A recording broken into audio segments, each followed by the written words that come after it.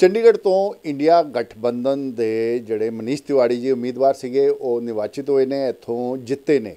और जिस time election process चल रहा सी उस टाइम वादे किए गए सी चंडीगढ़ के लोगों नूं ना सिर्फ 20,000 लीटर पानी जड़ा मुफ्त मिलेगा बल्कि बिजली की भी जी सहूलत आ उस 300 यूनिट जी है जिदा पंजाब च किया गया या दिल्ली च की गई आ, उसी तरह 300 यूनिट जी बिजली आ वो चंडीगढ़ च मुफ्त दी जाएगी।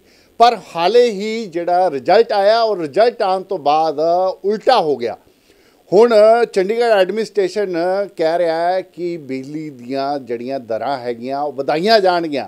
मुफ्त होने वाली गल तो पिछे रह गई, दूजे पासे चंडीगढ़ के लोगों के उत्ते एक भार पैन जा रहा और वो जिहड़ा भार हैगा वो बिजली की दरां नूं वधाउण दा भार पैन जा रहा। साडे नाल चंडीगढ़ म्यूनसिपल कारपोरेशन के मेयर है कुलदीप कुमार जी, उन्होंने नाल गलबात करते हैं भी ये की हो गया। लोगों ने तो वोटां ये सोच के पाईयां सीगियां भी उन्होंने इस महंगाई के दौर में कुछ राहत मिलेगी, पर हो उल्ट रहा। कुलदीप जी पहला तो दैनिक सवेरा ते तुहाडा स्वागत है। आपका भी सर बहुत बहुत धन्यवाद। कुलदीप जी हो की रहा जिस टाइम तक इलैक्शन सीगे ऐसी बहुत वड्डे वड्डे प्रोमिस किए, ऐसी लोगों को कहा कि सोनू 20,000 लीटर ना सिर्फ पानी मिलेगा बल्कि पंजाब और दिल्ली की तरह 300 यूनिट बिजली भी मुफ्त दी जाएगी। ना तो पानी मिल रहा है ना 300 यूनिट वाला मुफ्त वाला जड़ा सिलसिला शुरू होया।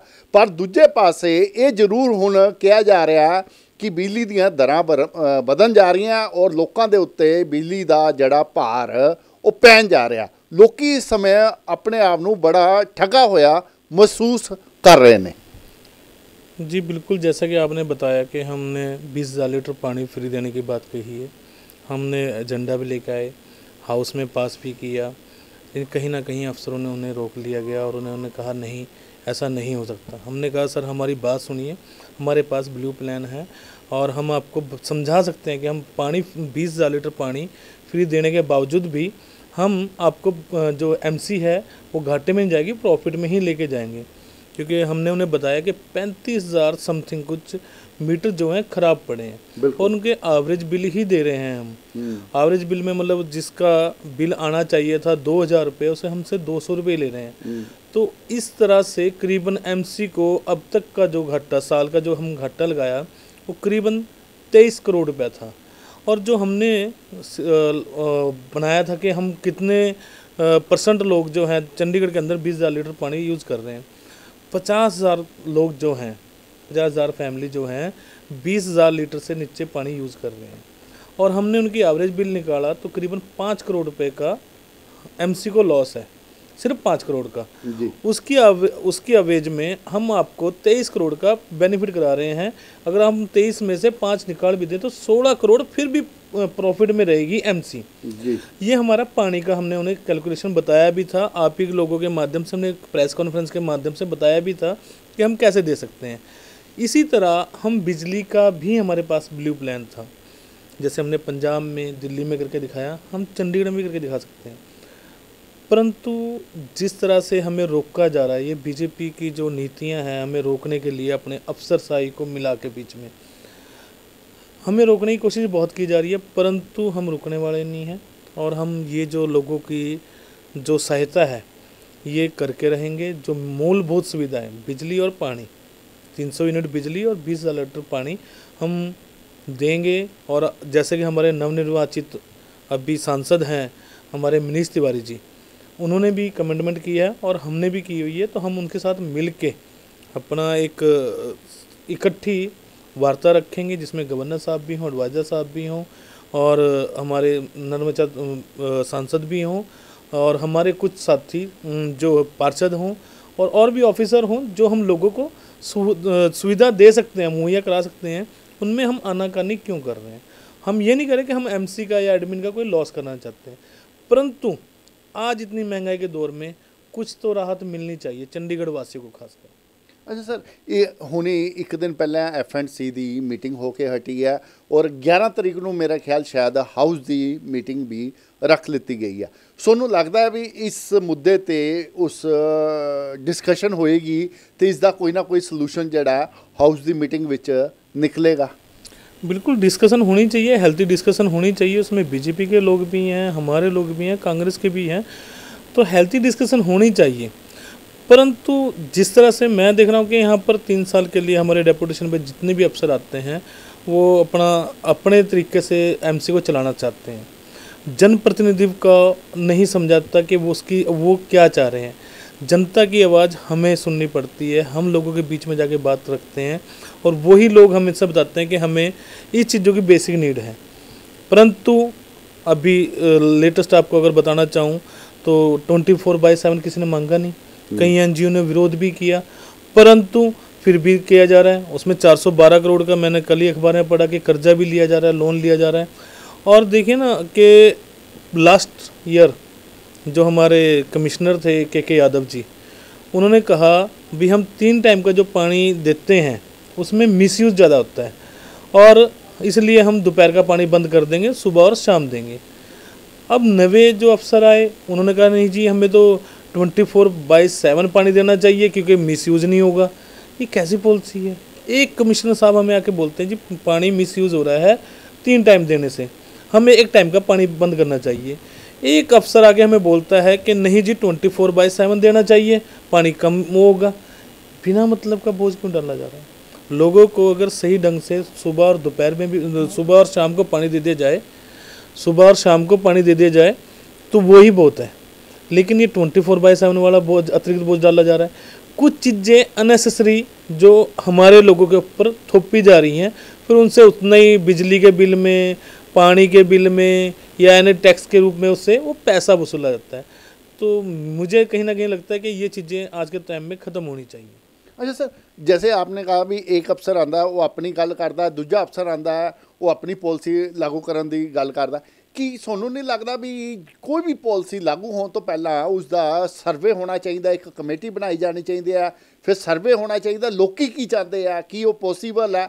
सोनू नहीं लगता एक विस्तृत रिपोर्ट तैयार होनी चाहिए है, फिर वो मुद्दा जड़ा है वो लागू किया जाना चाहिए, ना कि सिर्फ अपनी अफसर एक आया वो अपनी सोच लागू करके चला जाए। इस तो वधिया तो कोई कमेटी बना के उसका विस्तृत जानकारी इकट्ठी की जाए, रिपोर्ट तैयार करे, फिर वो लागू होना चाहिए।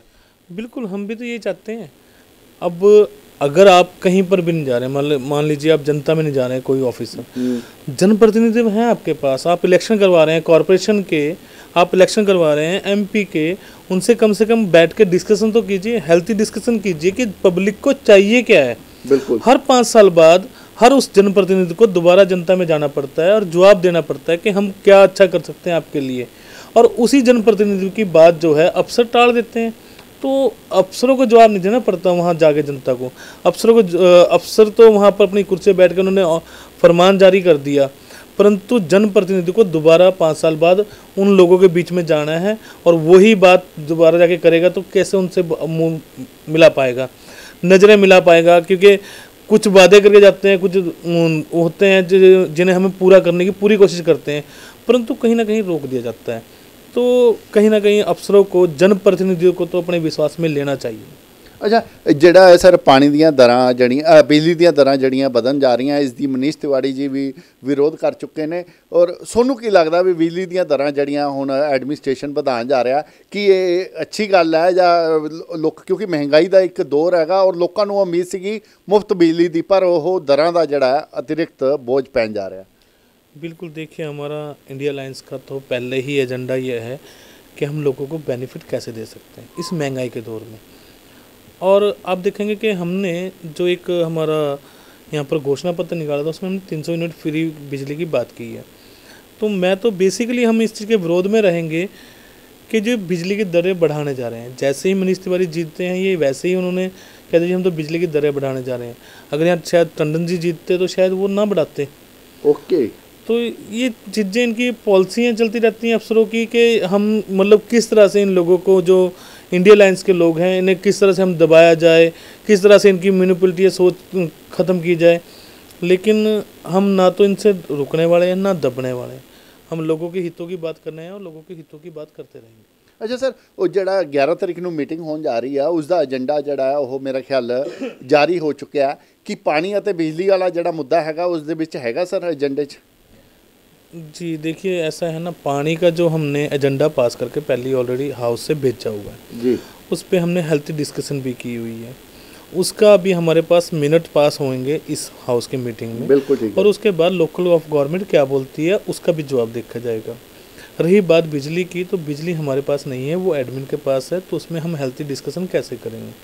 डिस्कशन कर सकते हैं, लेकिन उसमें हम अपना मतलब एक सोच भेज सकते हैं, या अपनी मैंने बोलते हैं ना मैनिपुलेटिव भेज सकते हैं कि हम लोग चाहते हैं कि कारपोरेशन क्या चाहती है या जो पब्लिक के नुमाइंदे हैं वो क्या चाहते हैं, एक वो हेल्दी डिस्कशन करके वो एक रिपोर्ट जो तैयार करके एडमिनिस्ट्रेशन को भेजी जा सकती है। हम अपने सेंटिमेंटल भेजेंगे उन्हें, एडमिन को भी, ये जो बिजली के रेट हैं ये ना बढ़ाए जाएं, और जो आप लोग ये रेट बढ़ा रहे हैं ये बिल्कुल गलत है, ऐसे नहीं बढ़ाने चाहिए। ये हमारी एक जो सबका एक हेल्थी डिस्कशन के बाद हम ये एक नोट जो है एडमिन को जरूर भेजेंगे। चलो, थैंक यू, बहुत बहुत धन्यवाद सर। ਇਹ ਸੀਗੇ ਚੰਡੀਗੜ੍ਹ ਮਿਊਨਿਸਪਲ ਕਾਰਪੋਰੇਸ਼ਨ ਦੇ ਮੇਅਰ ਕੁਲਦੀਪ ਕੁਮਾਰ ਜੀ, ਜਿਨ੍ਹਾਂ ਦਾ ਕਹਿਣਾ ਹੈ ਕਿ ਚੰਡੀਗੜ੍ਹ ਦੇ ਲੋਕਾਂ ਦੇ ਉੱਤੇ ਬਿਜਲੀ ਦੀਆਂ ਦਰਾਂ ਵਧਾਉਣ ਦਾ ਭਾਰ ਨਹੀਂ ਪਵੇਗਾ, क्योंकि कारपोरेशन हाउस की जी मीटिंग हो रही है। हालांकि एजेंडे विच बिजली इस करके शामिल नहीं, बिजली दी दरां इस करके शामिल नहीं है क्योंकि ये चंडीगढ़ एडमिनिस्ट्रेशन का विषय है, कारपोरेशन का विषय नहीं है।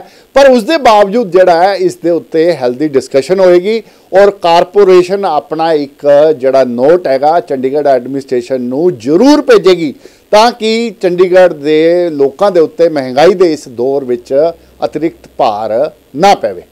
दिनेश गोयल, कैमरामैन सुमित दे नाल, थैंक्स फॉर टीवी चंडीगढ़। देश दुनिया की हर खबर सबसे पहले देखने के लिए फॉलो करें Dainik Savera TV, YouTube, Facebook, Instagram, X और व्हाट्सएप चैनल पर।